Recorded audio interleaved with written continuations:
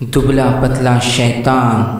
حضرت ابو ہریرہ رضی اللہ تعالیٰ عنہ فرماتے ہیں کہ ایک مرتبہ ایک مسلمان اور ایک کافر کے شیطان میں ملاقات ہوئی۔ کافر کا شیطان خوب موٹا تازہ، بدن پر کپڑے پہنے اور سر پر تیل لگائے ہوئے تھا، جبکہ مومن کا شیطان دبلا پتلا، بڑا گندا سر اور ننگا تھا۔ کافر کے شیطان نے مومن کے شیطان سے پوچھا، بھائی تمہاری یہ حالت کیوں ہے؟